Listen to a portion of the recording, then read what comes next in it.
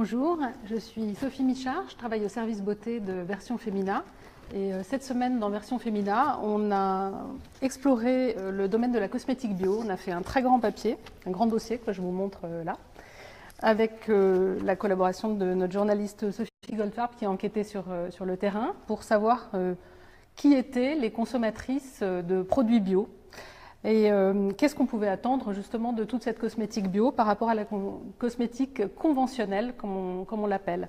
Donc n'hésitez pas à poser vos questions sur Version Femina.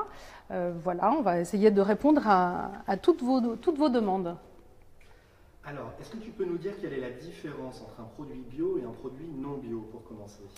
Ok, alors déjà, j'ai apporté évidemment beaucoup de produits bio que j'ai installés là devant moi. En fait, il y a pas mal de produits dont on a parlé cette semaine dans Version Femina. Mais la différence entre un produit bio et un produit non bio, c'est que le produit bio répond à une charte de qualité très précise. Cela dit, il faut savoir que les produits bio comme non bio sont soumis à une législation très précise et européenne qui garantit leur sécurité, c'est-à-dire que les produits sont, on peut utiliser donc tous les produits vendus en Europe sans aucun souci quant à leur sécurité. Maintenant, les produits bio, eux, ont des critères de fabrication encore plus précis, puisqu'ils intègrent donc des produits issus de l'agriculture biologique et ils évitent certains ingrédients issus de la pétrochimie, donc polluants. Donc il y a un double aspect. Il y a l'aspect biologique et puis l'aspect également sur le minimum de pollution, sachant bien sûr que les derniers éléments sur la composition des produits, par exemple sur les perturbateurs endocriniens dont on a beaucoup parlé récemment, évidemment sont suspectés aussi et donc sont évités par les cosmétiques bio. C'est pour ça aussi qu'ils connaissent un super engouement actuellement. Qu'est-ce que ça change quand on découvre le bio en cosmétique? Quelles sont les impressions? Alors, les impressions, quand on passe directement de la cosmétique conventionnelle à la cosmétique bio, au départ, assez souvent, il faut le dire, les consommatrices qui ne sont pas habituées au bio sont un peu rebutées par les odeurs, par les senteurs des produits. Parce que les produits bio intègrent souvent des huiles essentielles et n'ont pas de parfum synthétique dans leur composition. Donc, qui dit absence de parfum synthétique dit un parfum un peu plus brut, un peu plus fort, qui parfois peut déplaire, c'est vrai. Mais il y a également des produits bio, par exemple comme Jonzac, qui sont des produits hypoallergéniques qui ne contiennent pas d'huile essentielle et qui ont très peu d'odeur. Donc, il faut tâtonner, bien sûr, par rapport à cette question des odeurs. Après, sur les textures ne sont évidemment pas les mêmes qu'en cosmétique conventionnelle, mais très sincèrement, sur beaucoup de produits, on s'en approche maintenant. C'était le principal défaut qu'on trouvait à la cosmétique bio, c'est d'avoir des textures qui étaient finalement, qui pénétraient moins bien, qui savonnaient un peu sur la peau. Maintenant, franchement, ça n'est pratiquement plus le cas. On est vraiment sur des textures très très innovantes. Par exemple, je vous montre un produit de chez Melvita, qui est une grande marque de bio, qui s'appelle Duo Lumière Huile et Eau. Bon, voilà, c'est un exfoliant sans grain. L'exfoliant sans grain, c'est quelque chose qu'on connaît bien dans les cosmétiques conventionnelles. Et là, c'est un produit biphasé qu'on doit secouer pour l'appliquer. Franchement, la texture n'a absolument rien à envier à la cosmétique conventionnelle. Idem par exemple, sur ce sérum. Alors, on a un sérum intensif de chez Sentifolia. La texture est vraiment parfaite. On ne peut pas vraiment le distinguer d'un produit non bio. Maintenant, il va y avoir par exemple un détail qui moi, me parle pour le coup, c'est que ce sérum, il va être un tout petit peu beige, il va être moins blanc finalement que les sérums de cosmétiques conventionnels dans lesquels on va s'attacher à avoir des ingrédients qui vont rester très purs, très blancs. Donc voilà, c'est un peu comme quand on achète des produits bio, des produits alimentaires bio. Si on achète des légumes bio, les pommes se rident au bout de 3 jours, alors que les pommes non bio, elles tiennent 3 semaines. Voilà, là c'est un peu le cas. Donc, ce sont des produits qui sont peut-être un peu moins blancs, voilà, et qui vont aussi se conserver moins longtemps. C'est un point assez précis sur la réglementation, puisqu'ils contiennent généralement moins de conservateurs. Alors on a une question de Clochette Ardemest qui nous dit qu'elle a une peau sensible et qu'elle se tourne maintenant beaucoup vers les produits bio. Est-ce que c'est vrai qu'on pourrait les favoriser pour les peaux un petit peu plus fragiles? Oui, alors pourquoi pas? C'est une bonne idée de prendre des cosmétiques bio quand on a une peau sensible. Maintenant, il faut quand même faire un tout petit peu attention parce qu'effectivement, c'est sur la question des huiles essentielles qui peuvent être un peu irritantes pour la peau. Donc, à partir de là, il faut plutôt orienter son choix vers des produits bio sans huiles essentielles que des produits bio avec huile essentielle. Alors, pour ça, il faut demander conseil absolument soit à son pharmacien, soit à la personne qui vend dans les magasins bio, Naturalia, Mademoiselle Bio, etc., puisque en général, ils connaissent bien. Bon, par exemple, typiquement, une marque comme Jonzac est vraiment faite pour les peaux sensibles. C'est vendu en pharmacie, c'est vraiment nickel. Idem pour Velleda, qui a plein de gammes justement prévues pour les peaux sensibles. Donc voilà. Mais pas de souci pour les peaux sensibles. On a une autre question d'Amal Bakar qui nous dit qu'elle a une peau mixte pour le visage. Elle demande si la marque Garantia est efficace pour nettoyer son visage. Oui, absolument, mais la marque Garantia n'est pas bio.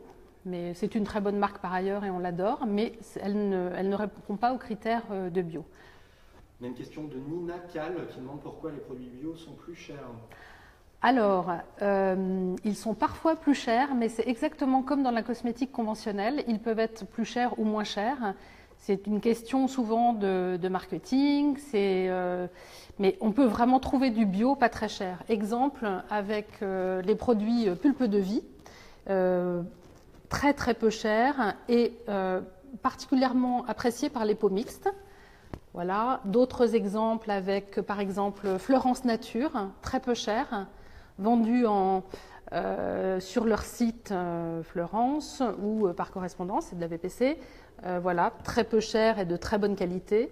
La Vera, vendu en grande distribution, très peu cher aussi. Autre produit, par exemple Corinne de Farm, qui est une marque qui est vendue en grande distribution aussi, qui est très peu chère et qui se lance dans le bio. Il y a beaucoup de produits non bio chez Corinne de Farm, mais récemment une gamme de bio. Idem pour Natessence. Natessence, c'est du bio pas très cher. Donc du bio pas cher, il y en a pas mal. Franchement, ça vaut le coup de s'y intéresser. On a une question de Marie qui nous demande si on peut trouver l'équivalent bio de chaque produit ou s'il existe encore des produits qui n'existent qu'en version non bio. Alors, pour certains produits, c'est plus difficile que pour d'autres. Par exemple, pour tout ce qui est produits lavants, les gels douche, les gels moussants pour le visage, tout ça, c'est assez facile de trouver des produits qui ressemblent aux produits non bio. On trouve l'équivalent, il n'y a pas de problème. Après, sur certains produits, c'est plus compliqué.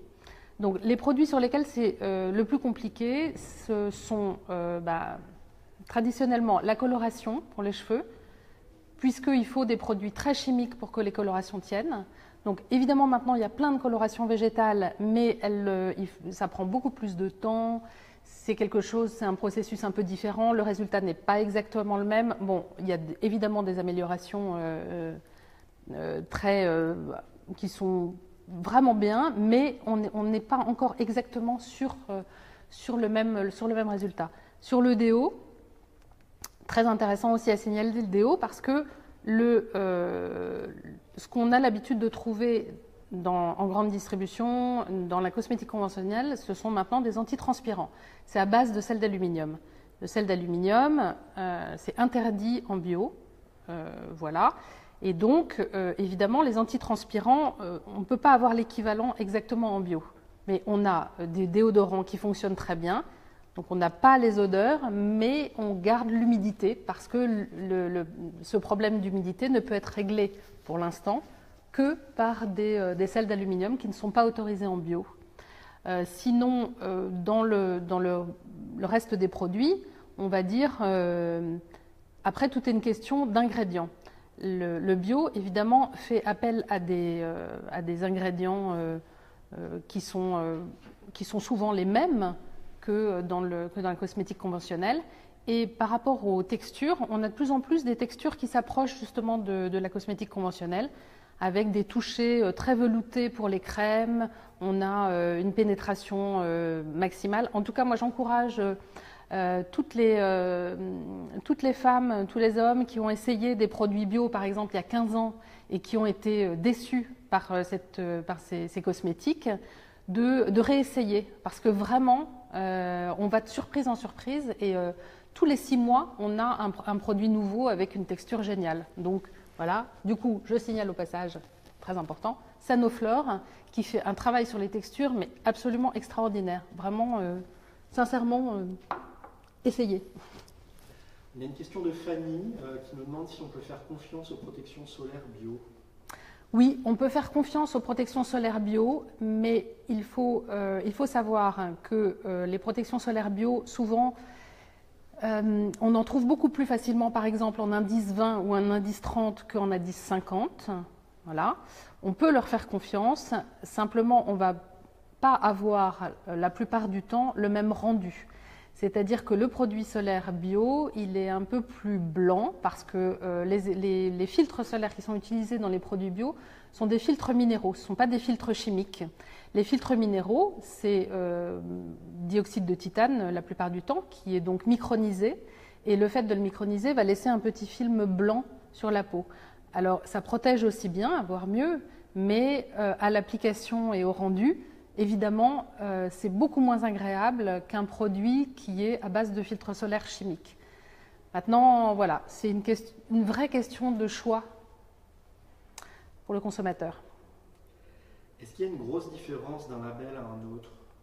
Il y a des différences d'un label à un autre. Globalement, tous les labels bio vont dans la même direction, c'est-à-dire se passer de pétrochimie, donc pas d'ingrédients polluants, privilégier les ingrédients biologiques, etc. Après, il y a des différences qui sont très minimes sur la quantité d'ingrédients biologiques qu'on met plus ou moins dans une formule. Et puis, ensuite, des choses un peu plus déterminantes, comme par exemple sur les labels bio allemands qui autorisent l'utilisation de l'alcool comme conservateur. Ce qui n'est pas le cas, par exemple, sur le bio français, où généralement on se sert d'un autre conservateur, souvent le sorbate de potassium, si je me souviens bien. Et du coup, voilà, il y a cette différence-là. Mais c'est à tester, il n'y a pas une énorme différence d'un label à l'autre, très sincèrement. Quels sont les types de produits dans lesquels le bio est moins performant ?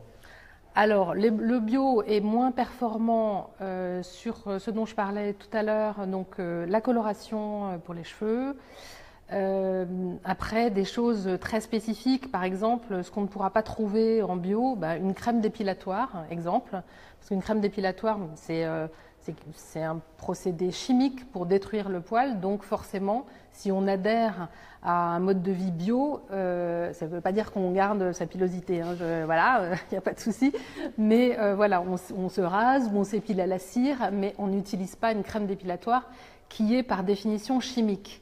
Il y a, pareil, ce dont on parlait, les produits, les déodorants antitranspirants qui sont à base de sel d'aluminium et donc pour lesquels c'est un peu compliqué, bien sûr, de trouver l'équivalent, même si on a maintenant des déodorants bio performants. Et puis, il y a toutes les textures qui sont ultra veloutées, qui sont à base de silicone. On s'en approche avec le bio, mais le toucher purement siliconé, on ne l'a pas, et pour cause, les silicones sont interdites en bio. Il faut savoir que les silicones, la plupart du temps, c'est inerte sur la peau, mais leur mise en œuvre est assez polluante. C'est pour ça que le bio les interdit et les rejette. Maintenant, ce qu'on a aussi sur le bio qui est un petit peu plus compliqué parfois, et ce qu'on retrouve justement dans les témoignages de Version Femina de cette semaine, ce que beaucoup de consommatrices du bio disent, c'est qu'on a un petit peu de mal à trouver l'équivalent en maquillage. C'est-à-dire qu'il faut un peu chercher en maquillage. Il il y a certaines couleurs qui sont difficiles à obtenir, il y a certains rendus qui sont difficiles à obtenir, notamment toujours la question des silicones sur le fond de teint, parce que les silicones dans le maquillage font des produits de teint absolument merveilleux. Ça, c'est un peu plus compliqué, mais ça vaut le coup d'essayer et de finir par s'approprier ces produits. Il y a vraiment plein de choses à découvrir à ce niveau-là. Alors, on a Marielle Murat qui nous pose pas mal de questions. Je vais toutes les lire. D'accord. Tu pourras répondre à celle dont tu as envie. Y a-t-il une différence entre bio grande surface et bio parapharmacie? Elle veut savoir également s'il existe un livre guide d'achat actualisé de ces produits en fonction des ingrédients à éviter. S'il est préférable de fabriquer soi-même ou d'acheter des cosmétiques tout faits. S'il y a un livre que vous recommandez pour la fabrication maison. S'il y a moins d'ingrédients à éviter, potentiellement néfastes dans les produits bio.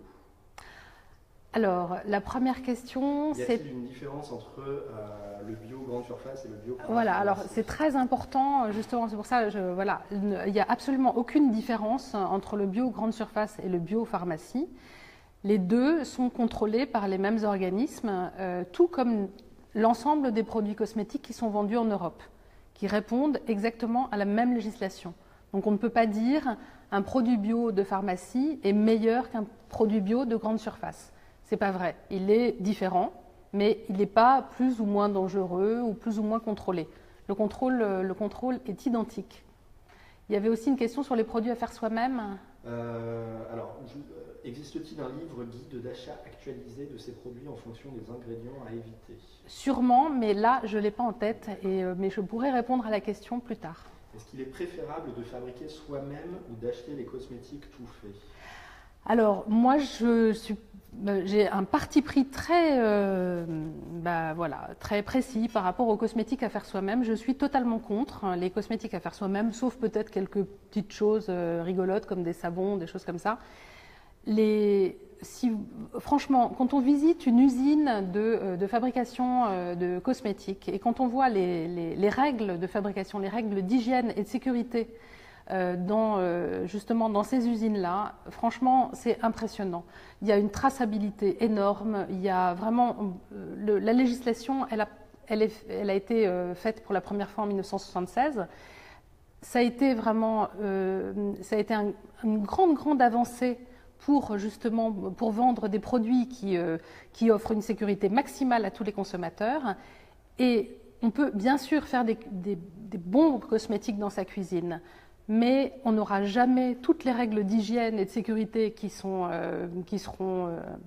applicables. C'est vraiment impossible. Et puis, dans quoi va-t-on conserver justement ce produit? Moi, à chaque fois, ce qui me frappe, par exemple, c'est je connais pas mal de gens qui font leurs produits, mais après, ils les mettent dans des contenants. Bon, ils font pas tellement attention. Un vieux Tupperware des années 80, par exemple. Je dis Tupperware, mais ça peut être évidemment une autre marque, j'ai rien contre Tupperware, mais un récipient en plastique, si c'est pour que le récipient en plastique contienne du bisphénol A et qu'on soit sur un contenant à perturbateur endocrinien, à quoi ça sert de faire finalement son cosmétique, etc., etc. En fait, on peut allonger la liste comme ça des recommandations, elles sont vraiment nombreuses, il faut vraiment faire très attention. Maintenant, si c'est quelque chose qui tient à cœur, pourquoi pas, mais vraiment attention. Donc Marielle demande aussi s'il y a moins d'ingrédients potentiellement néfastes dans les produits bio que dans les produits non bio. Potentiellement néfastes, tout dépend de ce qu'on appelle potentiellement néfaste. A priori, les cosmétiques actuels non bio ne sont pas néfastes, si ce n'est certains perturbateurs endocriniens, mais là, ça concerne l'ensemble des produits, ça concerne également les produits alimentaires avec les additifs, ça concerne plein de choses. Il y a quelque chose, par exemple, que j'ai appris récemment, certaines huiles essentielles peuvent être, elles aussi, suspectées d'être des perturbateurs endocriniens. C'est le cas de l'huile essentielle de tea tree, l'arbre à thé, et de lavande. Donc, on attend d'autres études sur la question. Je ne suis pas sûre que ce soit quelque chose de complètement avéré, mais il y a de fortes suspicions. Donc on peut, par rapport à la sécurité sur les perturbateurs endocriniens, on est plus garanti de ça, on est prémuni de ça avec le bio, mais ce n'est pas une garantie absolue. Quels progrès ont été faits récemment dans le bio? Alors le progrès sur le bio, c'est justement, le progrès a été énormissime sur les textures, moi je dirais par exemple sur les shampoings.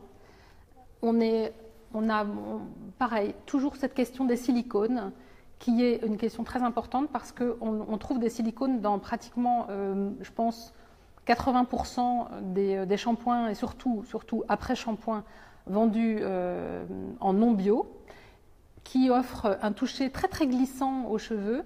Et évidemment, le fait de ne pas avoir ces silicones dans le bio pour le shampoing, c'est ultra compliqué parce qu'on se retrouve avec les cheveux crissants, tout d'un coup on a une drôle de sensation. Alors de ma propre expérience et celle du service beauté de Version Fémina, parce qu'on a testé énormément de shampoings bio, le shampoing bio appelle systématiquement l'après-shampoing. Bio évidemment, mais en tout cas il appelle systématiquement l'après-shampoing. On ne peut pas se contenter aujourd'hui d'appliquer un shampoing bio, sinon on a vraiment une sensation, on n'a pas une sensation de cheveux brillants. Il faut l'après-shampoing avec. Mais à cette condition-là, vraiment sincèrement, si on a envie d'aller vers le bio, inutile d'y renoncer pour une question de texture. Idem sur, je parlais de Sanoflore,